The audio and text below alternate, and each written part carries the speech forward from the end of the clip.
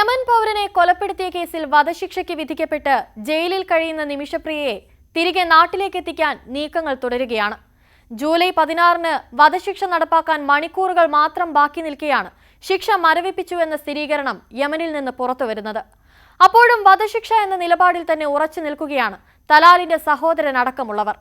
ഒരു ഭാഗത്ത് ഇത്തരം ചർച്ചകളൊക്കെ തന്നെ പുരോഗമിക്കുമ്പോഴും യമനിലെ വധശിക്ഷ എങ്ങനെയെന്നതിൽ ഇപ്പോഴും അഭിപ്രായങ്ങൾ പലതാണ്.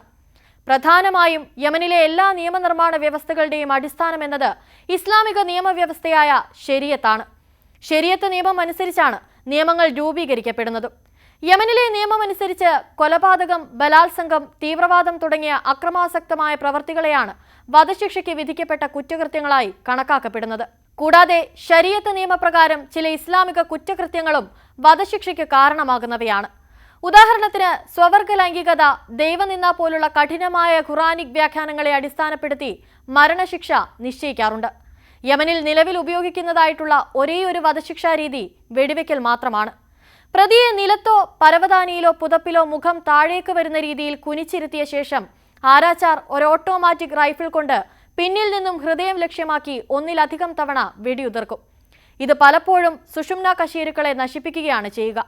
ഒരു മെഡിക്കൽ പ്രൊഫഷണലാണ് ആരാച്ചാർക്ക് കുറ്റവാളിയുടെ ഹൃദയം ചൂണ്ടിക്കാണിച്ചു കൊടുക്കുക. എന്നാൽ യമൻ നിയമപ്രകാരം കല്ലെറിയൽ, തൂക്കിക്കൊല്ലൽ, ശിരച്ഛേദം എന്നീ ശിക്ഷകളും അനുവദനീയമാണ്. എങ്കിലും കല്ലെറിയൽ നൂറ്റാണ്ടുകളായി നടപ്പിലാക്കപ്പെട്ടിട്ടില്ല.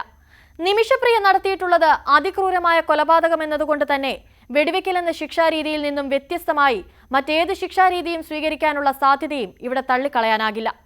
ശരീഅത്തിനെ അടിസ്ഥാനമാക്കി കൊലപാതകത്തിനിരയായ ആളുടെ ബന്ധുക്കൾക്ക് കുറ്റാരോപിതനായ വ്യക്തിക്ക് ശിക്ഷ നൽകുക എന്ന നിലപാടെടുക്കാനോ അല്ലെങ്കിൽ അവരുടെ കുറ്റകൃത്യങ്ങൾക്ക് മാപ്പ് നൽകാനോ ഉള്ള അവകാശവുമുണ്ട്. അതായത് നിമിഷപ്രിയയുടെ ഭാവി എന്താകുമെന്നത് പൂർണ്ണമായും തലാലിന്റെ കുടുംബം എന്ത് തീരുമാനമെടുക്കുമെന്നതിനെ ആശ്രയിച്ചായിരിക്കും.